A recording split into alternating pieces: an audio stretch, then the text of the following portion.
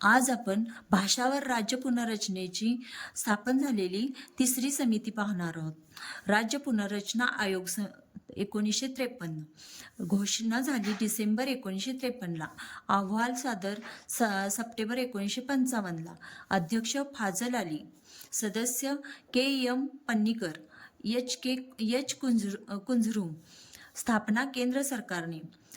शिफारशी राज्य प्रमुखाचे पद समाप्त करण्यात यावे. एक राज्य एक भाषा आविष्कार. विदर्भाचे स्वतंत्र राज्य निर्माण करावे. गुजरात, मराठवाडा, महाराष्ट्र यांचे द्वैभाषिक राज्य निर्माण करावे. मूळ घटनेतील राज्यांचे विभाजन रद्द करून त्या जागी 16 राज्य व 3 केंद्रशासित प्रदेश निर्माण करावे. पण ॲक्च्युली राज्य पुनर्रचना कायदा 1956 नुसार सरकारने 14 राज्य व 6 केंद्रशासित प्रदेश निर्माण केले. या कायद्याचा अंमल 1 नोव्हेंबर 1956, कायदा 31 ऑगस्ट 1956 ला आहे.